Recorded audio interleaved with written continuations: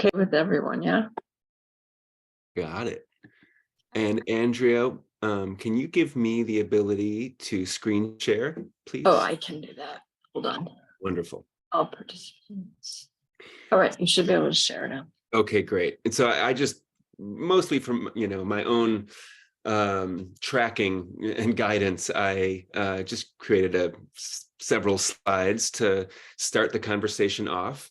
I wanted to introduce myself and talk about the Whole Life Learning Center, or Whole Life Learning as a holistic methodology, just as an introduction, and then talk about the issues that arise in trying to get holistic education, or bringing more diversity, creating more equity and inclusion in holistic ed settings, because they often aren't sanctioned in the broader systems of education that we have, at least in this continent, and in most of the modern world. So wanted to look at those modes and really frame this as bringing some inquiry for a conversation of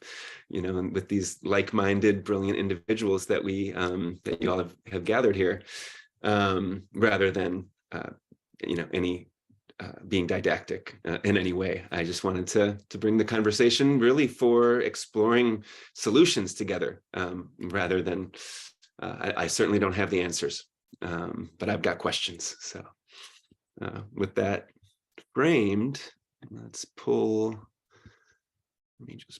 this up. Okay.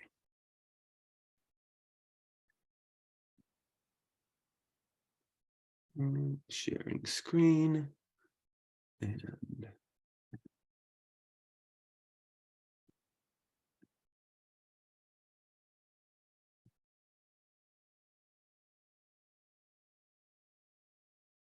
are you all seeing that yet?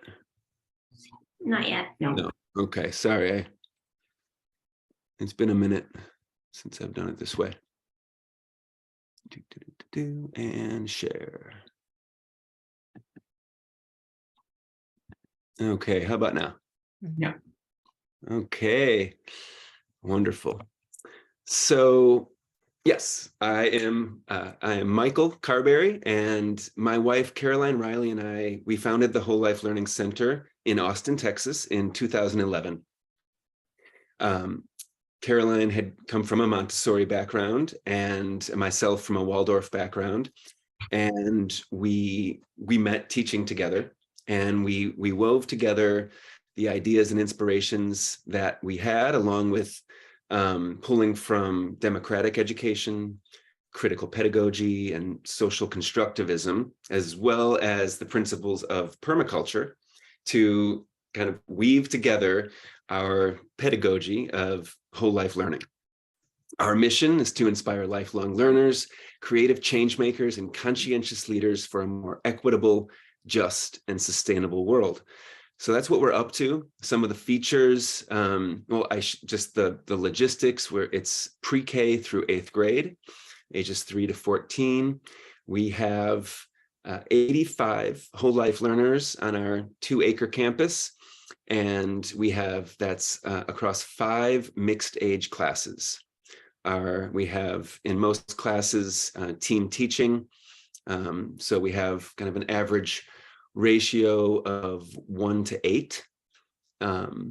We have goats and chickens and gardens. We have an apothecary and a greenhouse on campus. We have a lot of fun.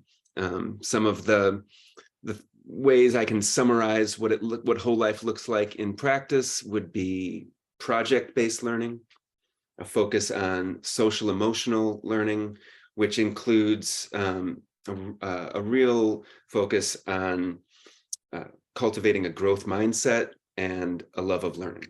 So that's what we're up to.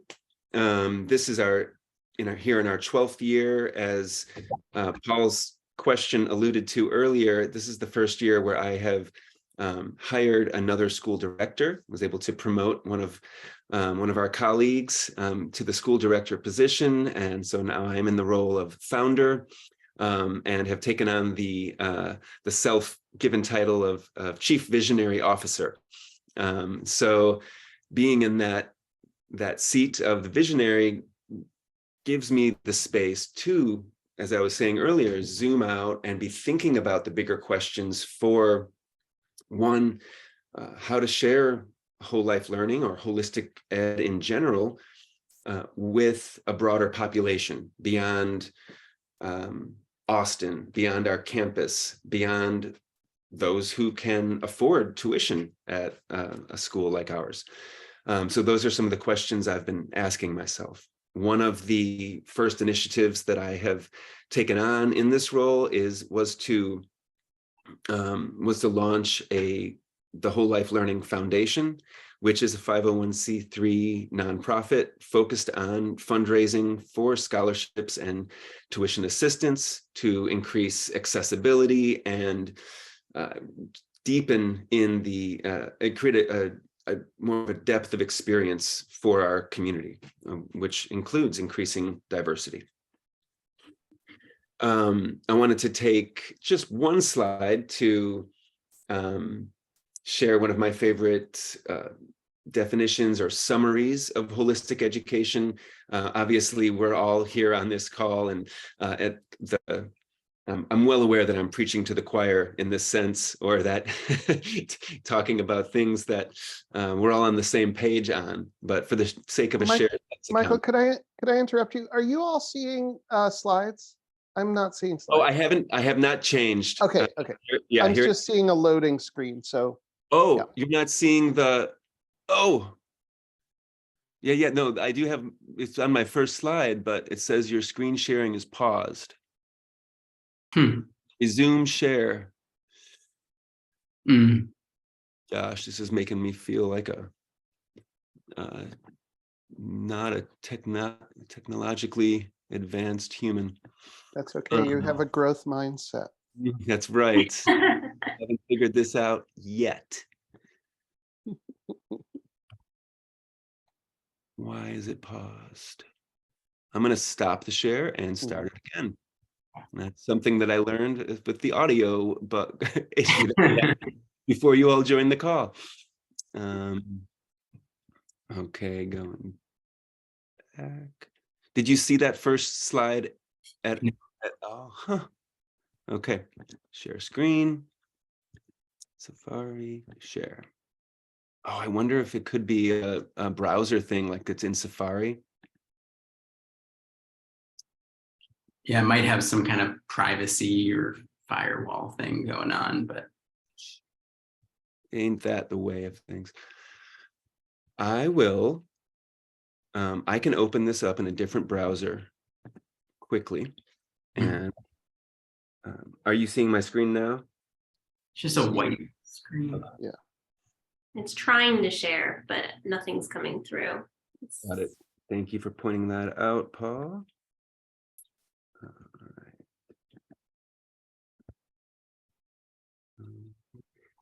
Anyone going to be watching the World Cup tomorrow?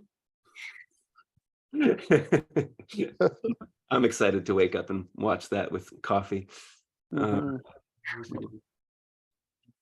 Who's playing?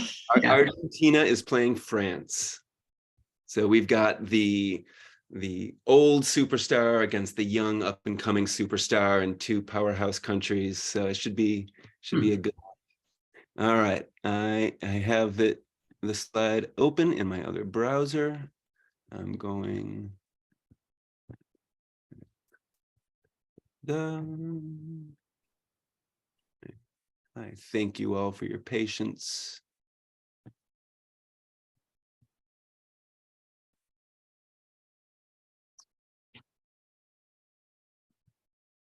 Okay.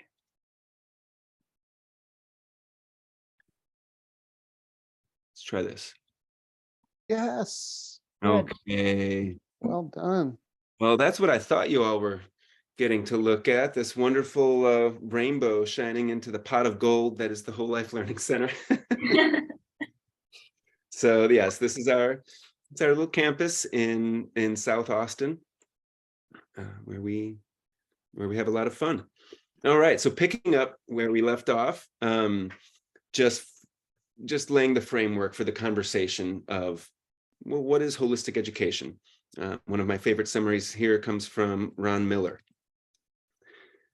Holistic education is based on the premise that each person finds identity, meaning, and purpose in life through connections to the community, to the natural world, and to spiritual values such as compassion and peace.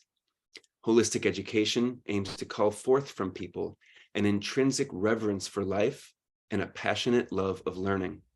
This is done not through an academic curriculum that condenses the world into instructional packages, but through direct engagement with the environment.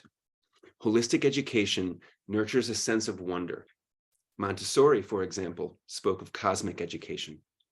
Help the person feel part of the wholeness of the universe, and learning will naturally be enchanted and inviting. There's no one best way to accomplish this goal. There's many paths of learning, and the holistic educator values them all. What's appropriate for some children and adults in some situations, in some historical and social contexts, may not be best for others. The art of holistic education lies in its responsiveness to the diverse learning styles and needs of evolving human beings.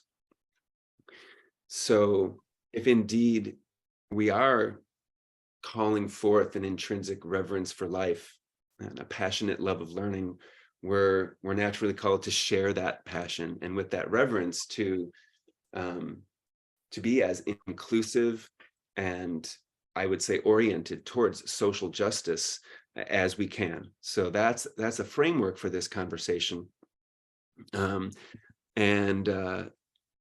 Let's see why I can't move this along in this browser. Of course, now I've got different issues.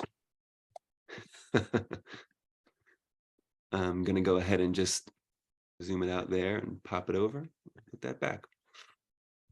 Rachel Kessler sums it up a little bit more succinctly.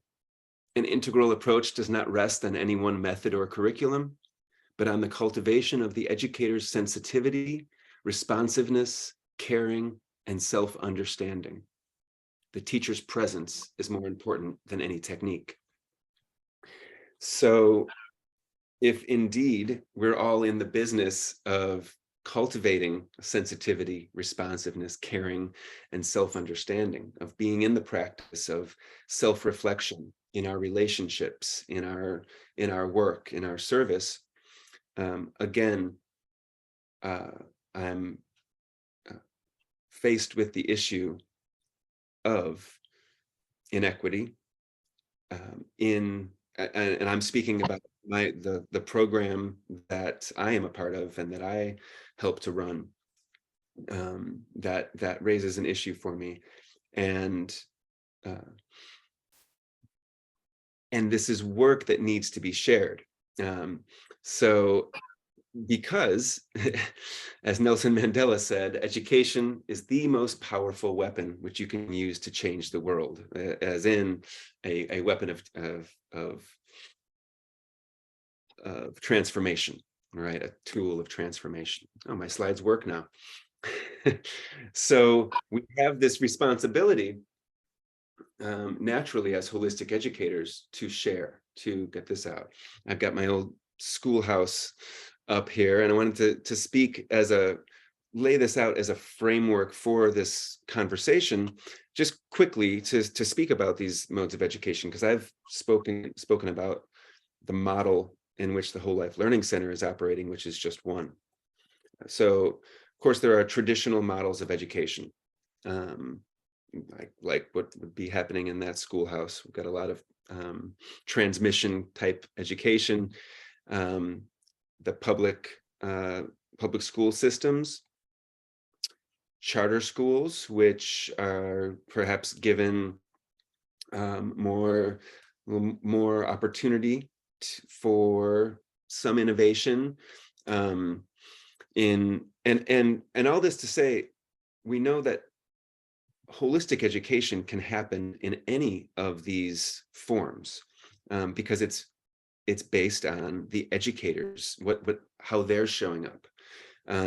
So this is all possible within these. Early on in my teaching career, I was asking myself the question of, kind of going into the public school system and being an agent of change, trying to, transform from within the belly of the beast, or charting my way. And one of my favorite authors, Daniel Quinn, he said, trying to change an institution with programs is like putting sticks in a river and trying to get it to change course.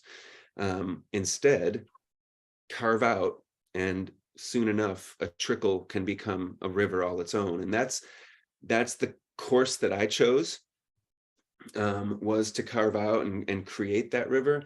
And now, as it's flowing, over a decade later, I'm here asking, how can this river reach more? And if that's going into different traditional models, bringing, say, trainings, and different professional development to share the ideas of holistic education in public ways, that's one of an example of an idea, of a solution. How can we bring more? So charter schools are one. There's issues that arise there as well, and many private schools are based on a traditional model. It's just costs more money, and they have to wear uniforms usually, often religious based, right? And we have many alternative models of education. So also private alternative schools, alternative obviously being a huge umbrella for different approaches. So we have alternative models. There's also, again, charter schools. There are charter Montessori schools out there, which are like public Montessori schools. And then, of course, we have the homeschooling, say, sector or mode of education, which does include unschooling, free schooling, or doing that even more communally in co-ops or forming pods. And I didn't even mention distance learning, and what is possible in there. That fits into each of these modes, right?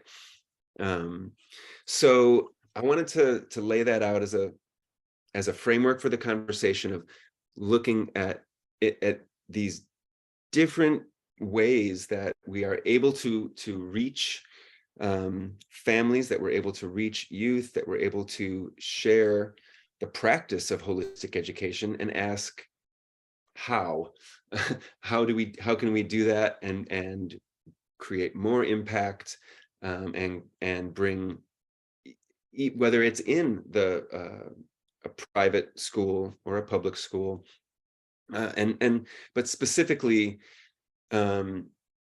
in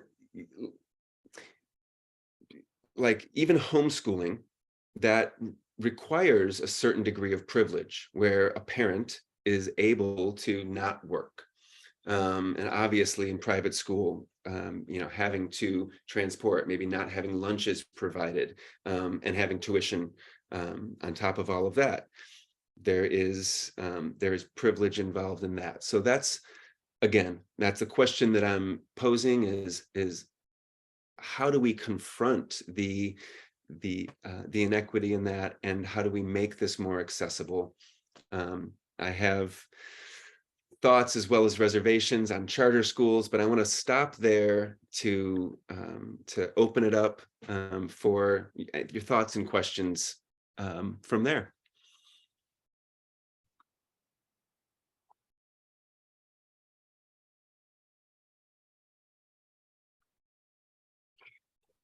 I guess one question that comes to mind for me is, what are the current limitations, or where is whole life learning, where you teach, where you are, what are the limitations in regards to diversity there? Like, what are you noticing either socioeconomically or like, I'm just curious where you're coming from. Yeah, thanks.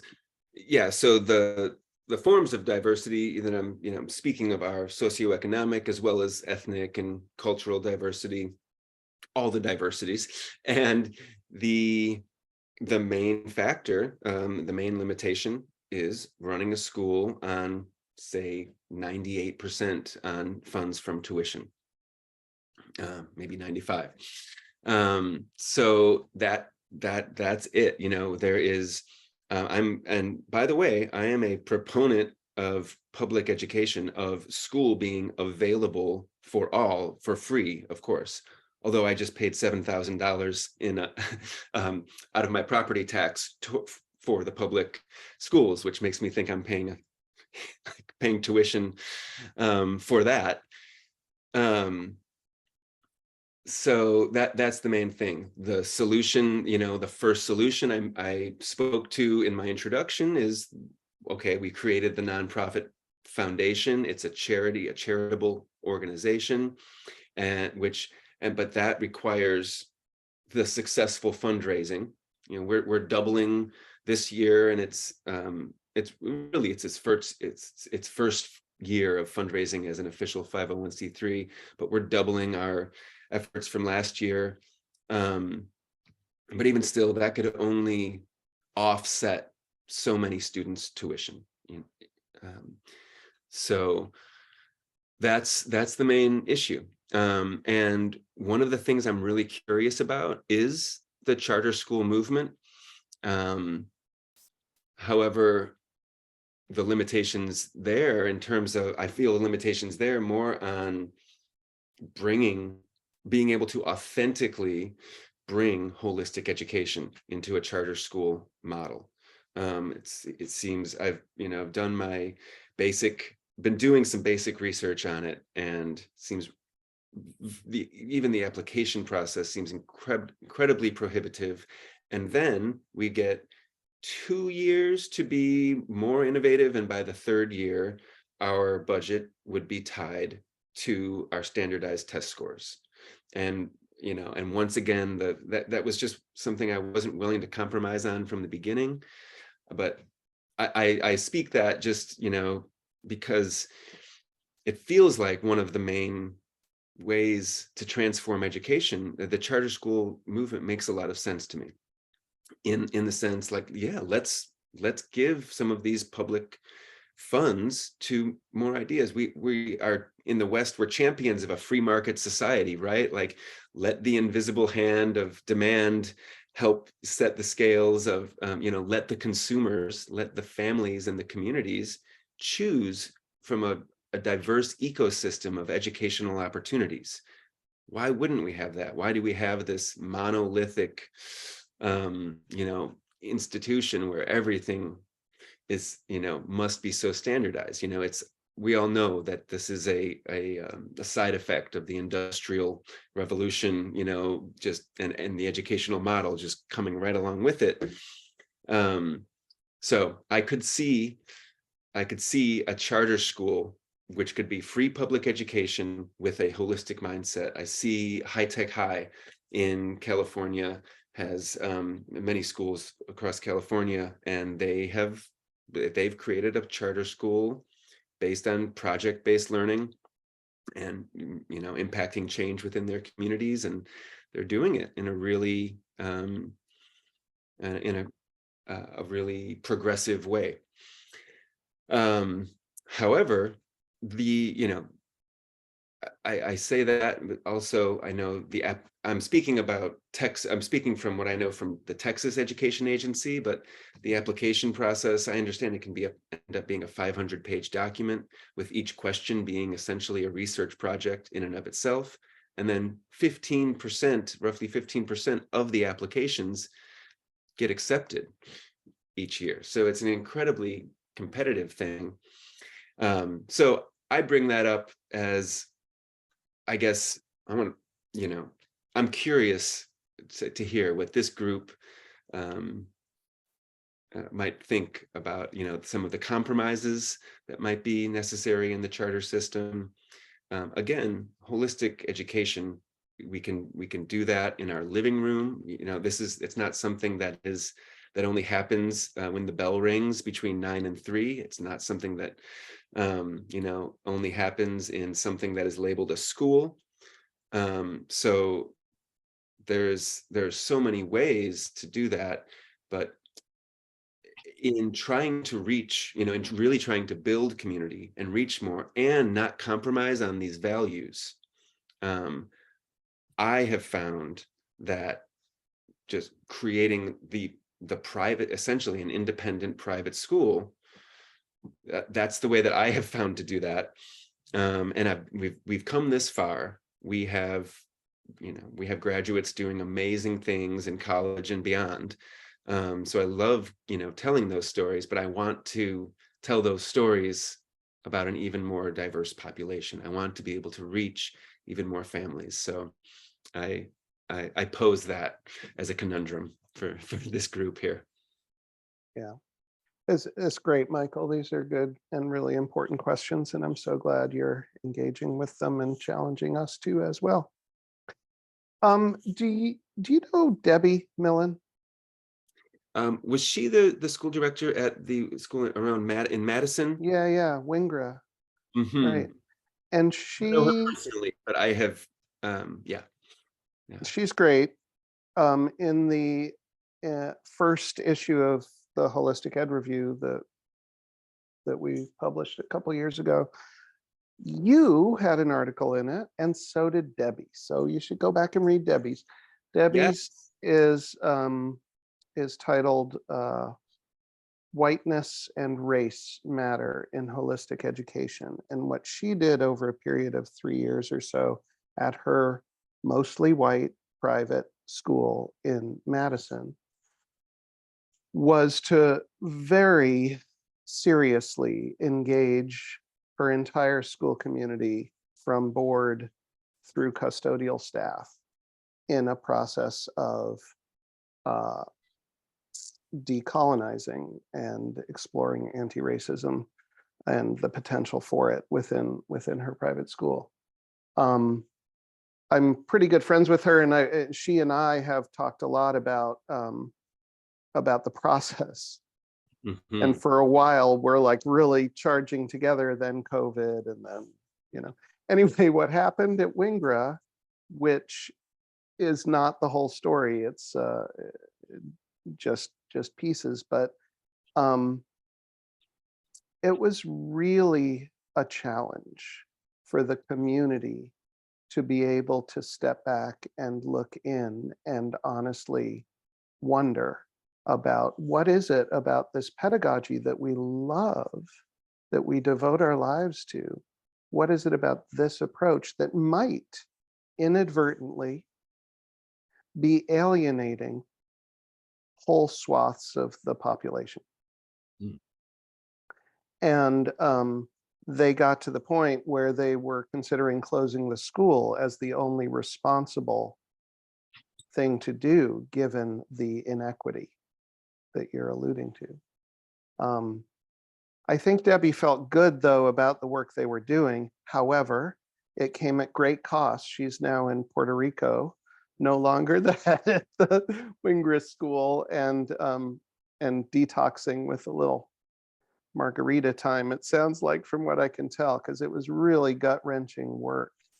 But I've been engaging with my school community too seriously lately, about the questions of perhaps the latent or inherent exclusivity and racism within our institutions, possibly within our pedagogy,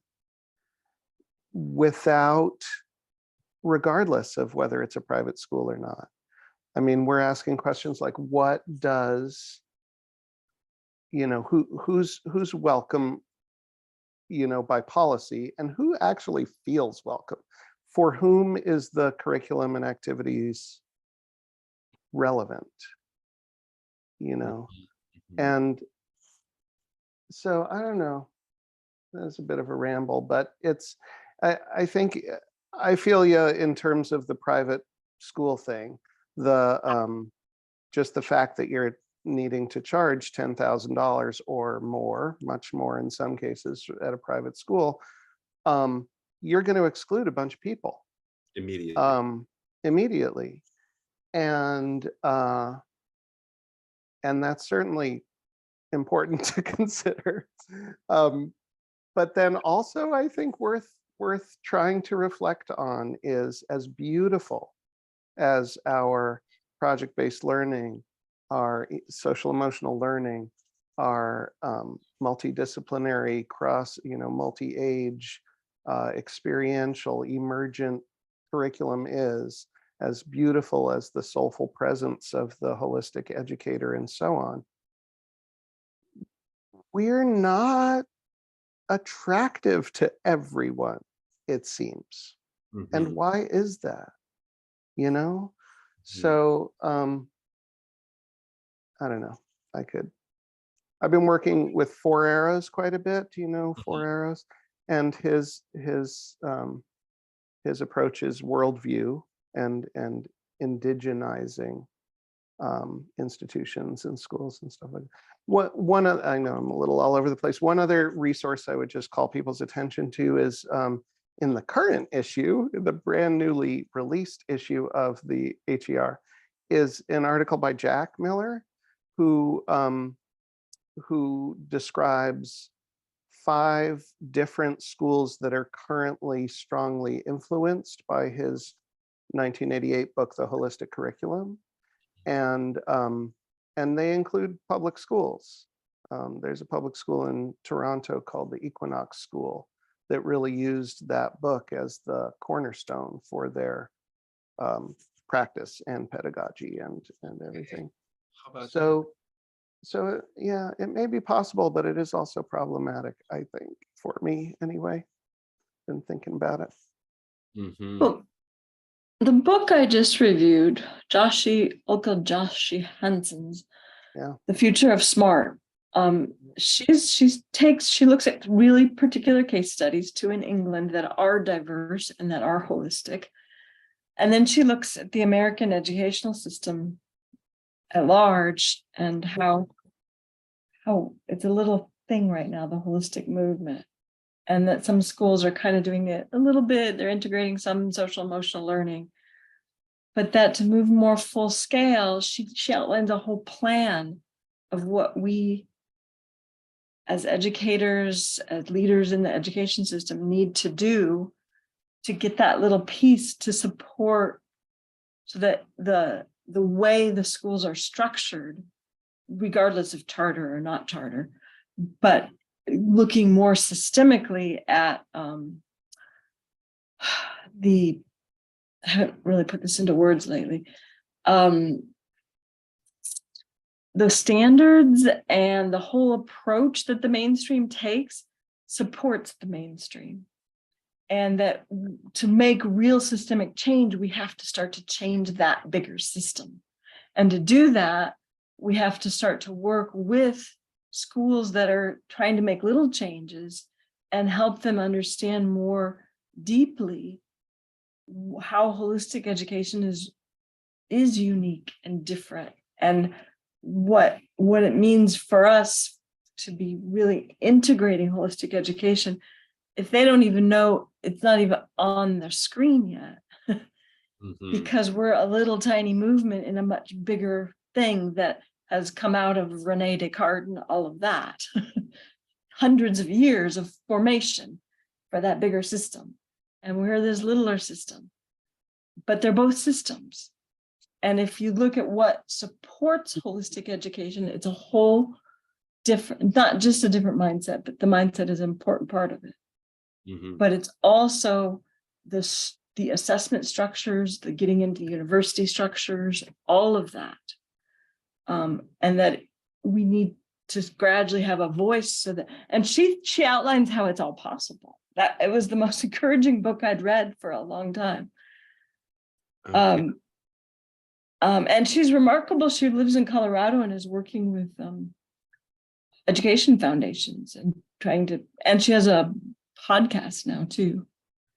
The Future of Smart. Yeah, that was her book. I'm not sure what her podcast might be called the same. I'm not sure. It is. Yeah, it's also called The Future is Smart. I appreciate it. Yeah, but one of the schools that she highlighted was Brockwood Park, which is a Krishnamurti school that attracted students from all over the world. And it did have a diverse population, and it still does, I think. It's still in existence. It was a Krishnamurti school, and so it had that starting out. It was very small, but Krishnamurti was so well known. I think that helped it to get started to attract that diverse population from the beginning. But diverse in some ways, probably not so diverse in other ways. It was people who were attracted to that mindset to start with. Mhm. So yeah, I mean, the questions you ask, I think, are questions we're all struggling with, and I'm not sure there are good or easy answers to any of it. But I always feel hope. Oh, another thing that came up as I was listening are the big picture schools and the big picture learning, BPL. Maybe we need to be looking more at what they're doing and how they're doing it successfully. Maybe it's not always holistic, but they are going after the diverse populations, and that's where they're getting their fundings for. And they're trying to be more progressive in so many ways, especially related to community building in populations that are underserved. And I'm not familiar. Are those as BPL charter schools or big picture schools? Mostly I think they mostly are, but they're all around the world. So charter is an American thing. Got So BPL has a whole list of principles that are guiding principles for what you need to do to become a BPL school. And I guess they were founded maybe 15, 20, 25 years ago. They've been around for a while, but they've been gaining ground. And there's a whole website. I think it's just bigpicturelearning.org. And there's quite a few of them. There's also the whole movement of the International Baccalaureate schools, which again are private, but some of them are more or less holistic and in a lot of different countries, and they are cultivating what they call international mindedness and intentionally looking at how do we create more inclusivity in our schools. And there's over 4,000 IB programs around the world right now. Again, more and less holistic because of the way the overall structures for supporting it are more academic for that one. Mhm. BPL is more community-based as I see it. So there are some good examples out there, and yet the system as a whole, I think we all get frustrated because it doesn't change very quickly. Oh, no. At least not in our immediate, the last 20 years of my life, I haven't seen too much change. So. And yeah, and I think we all sense that it's due. But from your sharing and just getting turned on to some different programs out there, it makes me think about and reminds me of the importance of the network, the sort of the mycelium of holistic educators as we spread. And Paul, I've always appreciated your leadership in connectivity, and same thing, Andrea and Cam, just putting the call out, bringing the people together, keeping the conversation going. That to me really speaks to points to a solution, which is that continued growth of and strengthening of that network, because the more that we're connected, if that's being part of a larger international network, and maybe that's then there are resources, there are resources that can be made more available and shared into school communities that might not have had them, and that creates opportunities.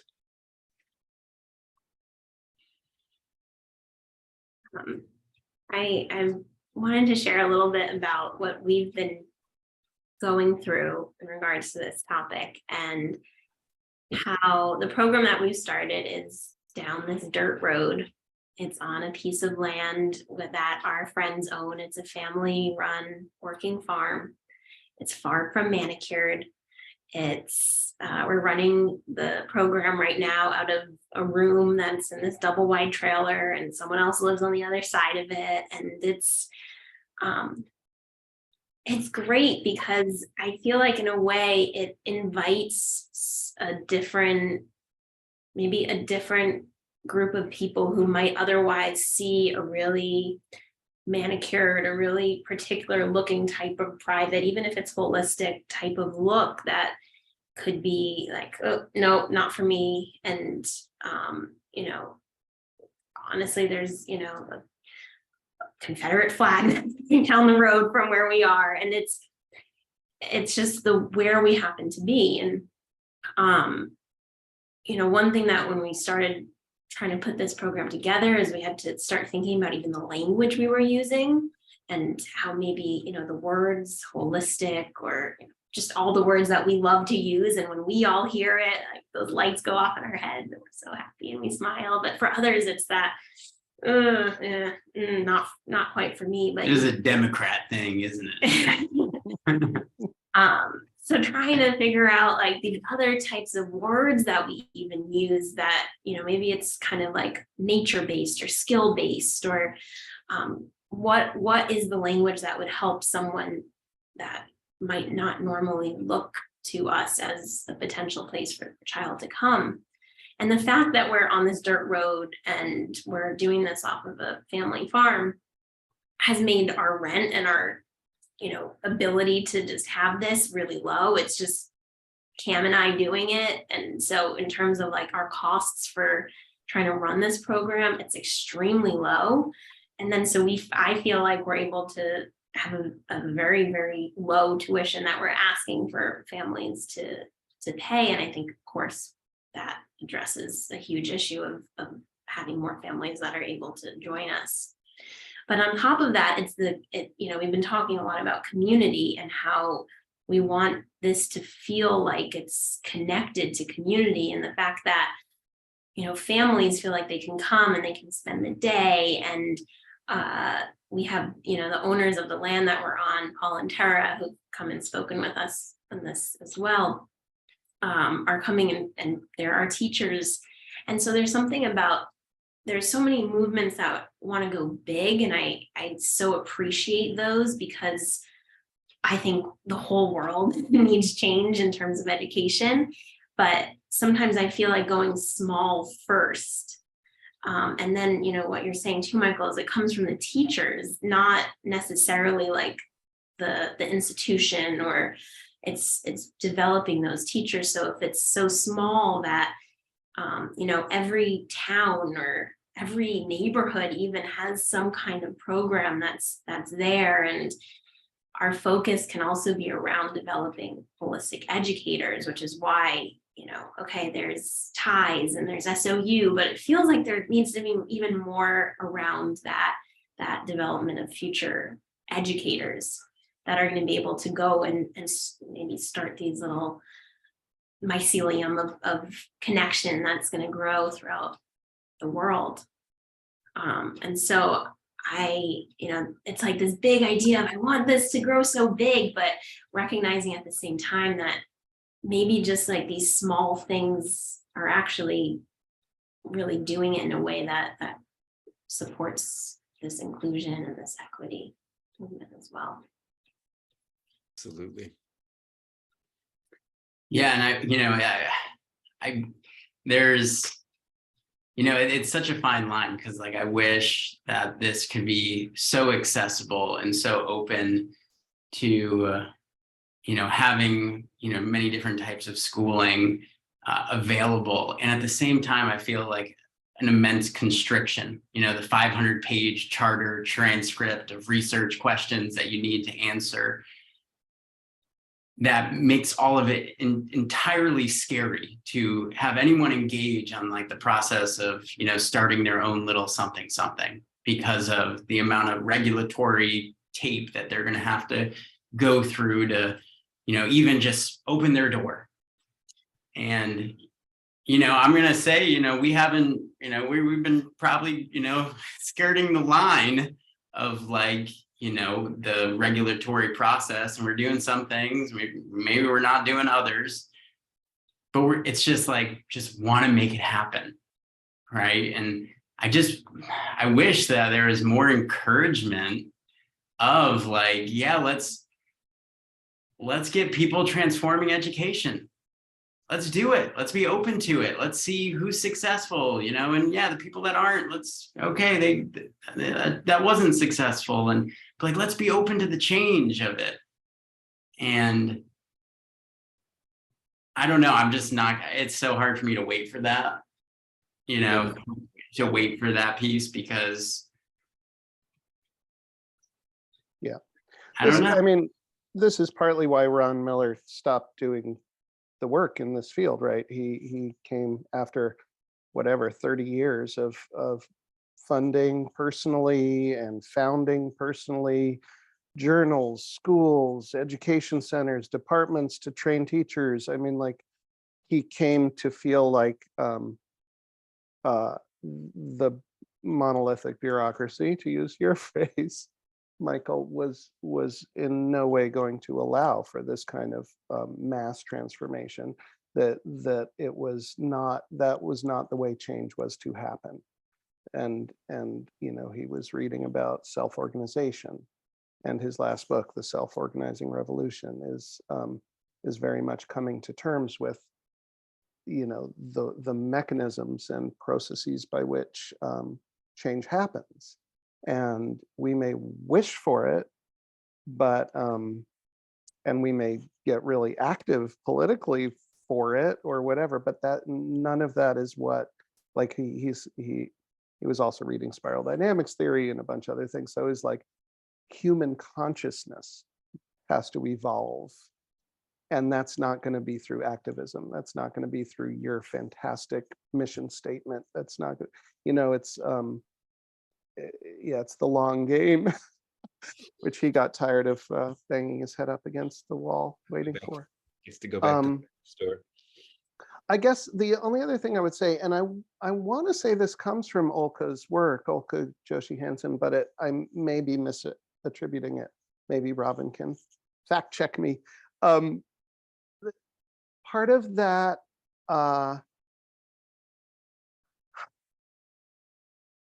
I think we have to be super careful again about wishing for our enlightened pedagogy to be bestowed upon others.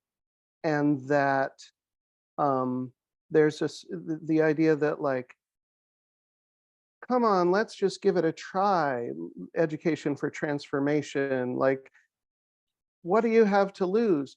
Well, those of us with privilege can have that kind of attitude. And for others, risking it for the promise of something emergent is not a luxury they have.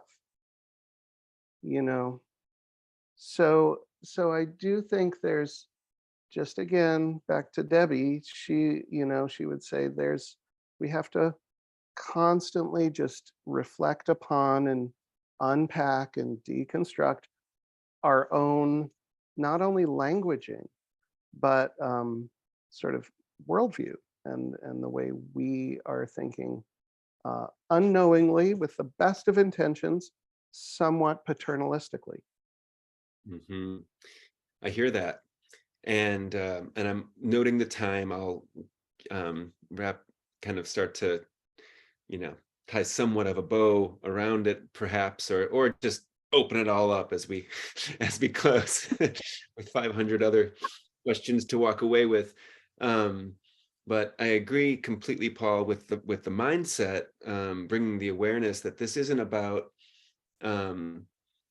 every school should do it this way, but this is about, to recycle a phrase I used earlier, calling for a diverse ecosystem of education, and that there are enough studies out there, that there are enough brilliant educators and intellectuals who have scaled the ivory towers and have those studies and those theses to to share and about what demonstrated success, and in these areas. But it isn't about one way. For me, it's about families having choice and having options, whether that's feeling more of a call towards a STEAM or STEM education, or having the outdoor nature-based school, or having the arts focus or the trades opportunity. Really I'm advocating for that. And I wonder, this has come from the right, but the voucher system, that's a thing that says, as someone who, again, I just paid $7,000 out of my property tax to the public schools in my community.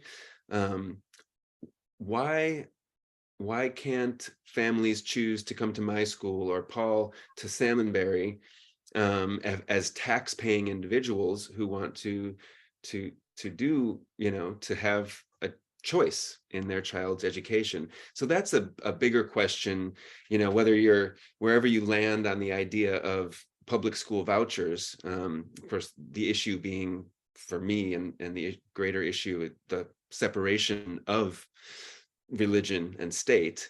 So I'm not a proponent of meshing that up, but I am a proponent of educational choice, and how can we get there? As tax-paying individuals, I think people deserve the choice to try it out, if they so choose, and to have, again, doesn't have to just be this model that has the goats and chickens over here, or this model that that does all the lovely that's Montessori, or this model that does all the lovely pastel watercolors and etc. But yeah, I know that we all know a huge network of cool schools around the country. Andrea and Cam just traveled the world documenting so many of them. There's so many cool things happening. And so that's the big question that I have is, and I'll go back and agree with you again, Paul, that that does require a shift of consciousness for superintendents and ministers of education, or et cetera, people in those kinds of powerful shot calling positions. It does require a shift in consciousness to see what kind of transformation that could make for our society. Yeah, beautiful. I guess my last thought is just because you referenced Rachel Kessler and the kind of spirit of the individual teacher, and in my current research, I'm a student again, so I'm doing research. I'm really interested in what you all are doing in terms, and what I'm doing in terms of the ways in which beyond the classroom educator, but the school founder or learning center founder or homeschooler, how this individual's pedagogy emerges and becomes embodied throughout their project, throughout their community. And I think I'm somewhat hopeless right now about that being possible within mainstream education, within at least the public schools I hang out in. And there, the standardization movement and the assessments and the bureaucracy and the unions and all the things are just anathema to that concept that an individual could unfold their vision, and that we could trust that process to happen. So I'm all for the little local efforts, even when you have to bend the rules and skirt the laws and do what you need to do. And And I think too about Jerry Mintz and the Arrow organization and all the initiatives that have been founded and continue to bubble up through that network is pretty amazing. I personally can't help but find problems with with so many of the schools when they don't align with some of my core values about, whatever, child development or learning theory or whatever. But really, when you look at the goal of having, as you say, a diverse landscape, they've done amazing work over whatever 40 years, right? Mhm. So anyway, so good to see you all. Thank you, Michael. Thanks everyone for joining us tonight.